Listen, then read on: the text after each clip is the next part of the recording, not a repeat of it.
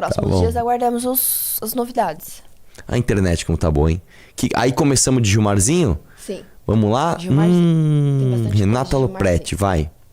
Ministro, eu acho que a gente pode procurar os endereços do caso Master, onde quer que a gente queira, e o papel da imprensa é procurar em todos os lugares possíveis. Mas me parece que caiu no colo do noticiário, do público, a participação, o envolvimento de ministros do Supremo com Daniel Worcaro. Então não é assim que saiu uma ideia da nossa cabeça. Renata, no passado a gente dizia que nós tínhamos 150 ou 180 milhões de técnicos de futebol. Agora nós temos 180 ou 200 milhões de juristas, todos palpitando sobre coisas do Supremo, sobre impedimento, suspeição. Pausa. Tá querendo... É que assim, doutor, excelentíssimo Gilmar Mendes, não sei se o senhor sabe, mas os senhores fazem questão de televisionar cada voto de vocês. Teve voto de 12 horas. Teve voto de 12 horas pra TV. Ô, pessoal, ó, minha vez aqui, ó. Holofotes, ó. Olha, você quer o quê, cara? Você quer que as pessoas não falem de um contrato de 129 milhões de reais da esposa de um ministro supremo? Você quer que não fale disso? Você quer que não fale do ex-presidente da República, Jair Bolsonaro, cuja mensagem pro filho é: esqueça críticas ao Gilmar. Não, ninguém pode falar disso. Né? Ninguém pode falar que o candidato à presidência da República, Flávio Bolsonaro, só é candidato, só está livre porque o senhor travou um processo dele. Aí não, agora tem... Não, ninguém é especialista. Só que ninguém é tonto o suficiente para achar que tudo está sendo feito de forma republicana. É só isso. Vai lá, deixa eu ver o resto.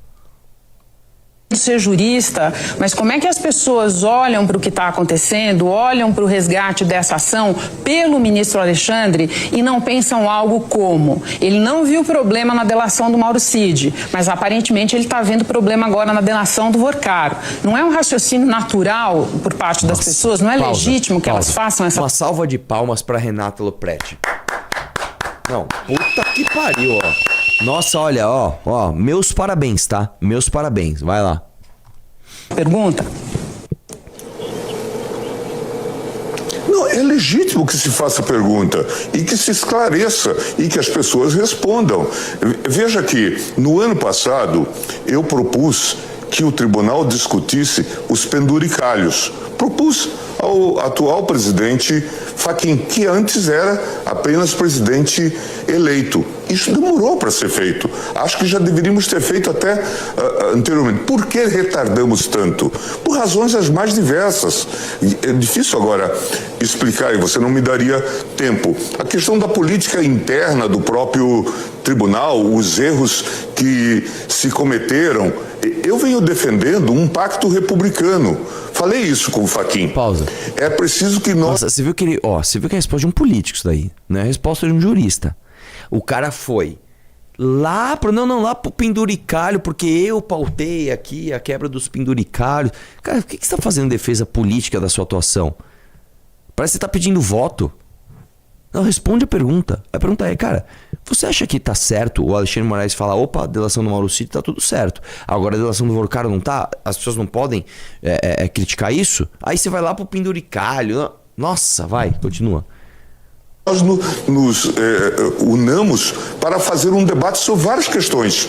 A questão do orçamento, a questão das CPIs, a melhoria de uma série de elementos da legislação, da nossa relação com o próprio poder legislativo e executivo. O modelo está muito disfuncional. Toda hora que se precisa, vem ao Supremo Tribunal Federal. E depois se diz... Isso leva a um paroxismo, a um paradoxo. E depois se diz: o Supremo está intervindo demais. Ministro, eu acho que a gente pode procurar os endereços do caso Master, onde quer que a gente queira, e o papel da imprensa. Ele tá tomando Monjaro. Ele tá tomando Monjaro. Não tá? Olha. Uai, mas deixa ele. Não, estou falando, ele tá com cabeçona de Monjaro. Vai lá. Tem medo de código de ética, coisa nenhuma que se diga... Não, que ele possa calar os ministros nesse tipo de manifestação. Eu acho que terá que ser adaptado, porque houve um certo entusiasmo juvenil dizendo nós vamos ter um código de ética alemão. E aí eu até me dei a pachorra de comparar o texto do código alemão com a nossa legislação. E tem muitas coincidências. Agora, a tradição alemã de jurisdição constitucional é diferente da tradição brasileira de jurisdição constitucional. Então, se for adotar o Código de Ética para o Supremo Tribunal Federal, a censura que eu fiz ao Código de Ética do Fachin foi ao momento, a escolha do momento, quando se discutiam questões internas do Supremo Tribunal Federal, eu disse, não foi feliz na escolha do momento. Mas os Estados Unidos adotou-se justamente isso por um momento ruim. Por causa das denúncias contra Alexandre de Moraes. No momento que surgiu a denúncia contra Alexandre e contra Toffoli e debates disso, aquilo pareceu um aproveitamento para, inclusive, não discutir uma série de questões que nós temos no judiciário. Não era um bom momento, ministro, justamente porque vamos colocar aqui, o ministro Alexandre Mônica, não é um bom momento, sabe por quê? Por uma razão simples, não se aprova nessas circunstâncias. A gente pode ter as ideias mais interessantes e elaboradas para as finalidades as mais diversas.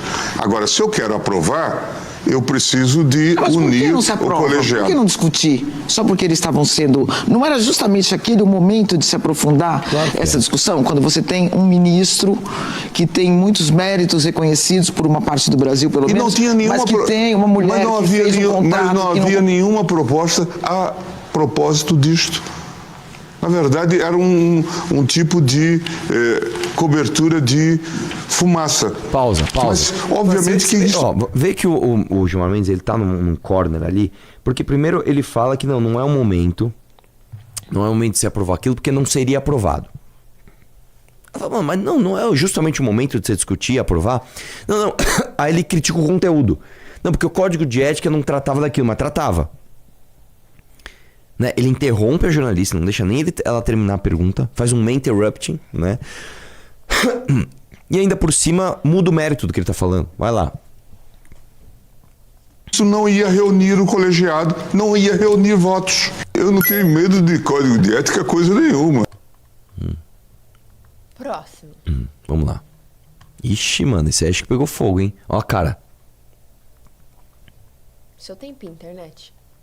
Outro inquérito que também foi acusado de perpetrar muitos abusos, que foi o inquérito do golpismo, o inquérito do 8 de janeiro. Se a gente pega, por exemplo, a delação do coronel Cid, né? Esta delação teve 5 versões, ele ficou 3 meses preso, depois ele foi solto, fez o acordo, depois ele voltou para a prisão. Foi uma delação de idas e vindas, né, que teve bastante polêmica. A gente não vê, quando o senhor faz referência aos excessos, o senhor sempre inclui a Lava Jato e nunca inclui o inquérito do golpe. O senhor acha que esta métrica não deveria ser estendida também ao inquérito do golpismo? Bela pergunta. Na Lava Jato eu participei do julgamento. Como estou participando agora deste caso da Compliance Zero. O outro caso ocorreu na primeira turma. Pausa. E eu sou... Nossa, cara, assim... Foi o pior início de resposta pra ele. Porque o Gilmar Mendes dá opinião sobre tudo. Tudo. Aí ele começa a falar, não, eu não participei desse julgamento. Eu era da primeira turma, eu sou do... E daí?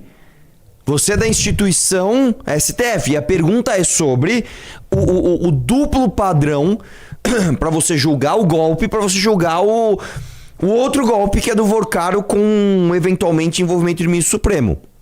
Não, esse aí eu não participei. Aí vamos ver onde ele vai agora. Vai lá.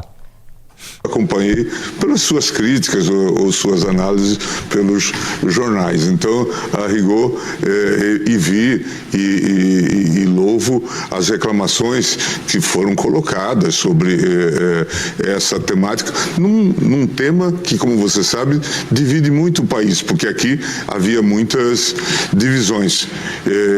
E eu conheço um pouco da história e do processo. Não tenho a visão de que aqui tenha havido abusos na investigação. Ministro, trazer um outro inquérito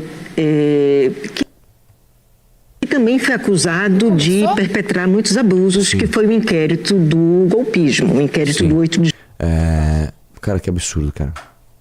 Que absurdo, né, cara? Como é que pode, né? Assim... eu vou falar uma coisa pra você. O Gilmar Mendes, ele é um dos ministros mais inteligentes do Supremo, tá? Ele realmente é um gênio. Todo mundo do mundo acadêmico sabe que o Gilmar Mendes é incrível. Eu acho que ele tá ficando mais velho. Eu acho que ele tá perdendo as habilidades, cara. Porque ele não respondeu nada bem. Nada, assim, zero. Zero perguntas foram bem respondidas. Deixa eu ver isso aí, vai lá. A minha impressão é que a delação é uma página virada. Que uma delação que atemoriza tantas pessoas poderosas, ministro Supremo, grandes lideranças do Congresso, o Executivo, não vai sair. O senhor, com a experiência de poder que o senhor tem em Brasília, o senhor acha que tem alguma chance dessa delação sair? Eu tô achando que a gente está falando de algo aqui que já não... E quando o senhor fala que a gente não tem cultura para delação, também os estímulos que às vezes podem ser dados. De se entrega um pouco da delação, mas apostando que uma mudança no futuro possa gerar isso também. Eu só queria antes que o senhor respondesse. O senhor acha que essa delação sai? No atual momento parece que você tem razão, mas as coisas podem mudar. Eu não vou assumir nenhuma posição em relação a isso. Mas a minha impressão é que Não, só uma coisa. Volta lá. O letter é assim: Gilmar admite no Roda Viva que delação de advogado pode ser abafada por meio de poderosos. Ele não falou nada disso. Não mesmo. Ele não falou nada disso. Você vê como o Brasil é um país merda? Você vê, o ministro tá fazendo só cagada, só tá falando merda. É um monte de escândalo de corrupção ali que é tudo um monte de merda. Aí você vai noticiar um fato importante. Aí você mente. Você vê como a gente dá poder pra esses caras? Porque o ministro poderia, inclusive, censurar essa publicação, falando ele está falando algo que eu não falei. E ele não falou. Ele não falou. Você entende como é difícil, cara? No Brasil tudo é sempre dicotômico. Aí eu vou falar contra a publicação. Então você está a favor do Gilmar Mendes. Não estou, cara. Só que não é assim que se combate o Gilmar Mendes. Cara, a história da nossa vida dos últimos, 8 anos é isso. Falando, cara, o que o Bolsonaro fez tá errado. Então você é a favor do PT. Não! Só que não é assim que se combate o Bolsonaro. Tudo bem. Então, o Bolsonaro tá fazendo golpe de Estado. Então você é a favor do que o Alexandre de Moraes tá fazendo. Não! Só que não é assim que se combate o Alexandre de Moraes. Cara, é muito difícil, bicho. É muito difícil. É tudo muito errado. Sabe, você não sabe nem por onde começar a consertar as coisas. Não dá uma raiva do caralho, velho? Tá.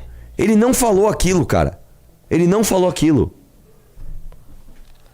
Vai lá, deixa eu ver aqui mais. Constante perseguição pelo clickbait. Eu acho que é uma tarefa difícil. É um trabalho difícil. E por isso é importante que se paute por uma métrica. É importante que não se repitam os erros do passado.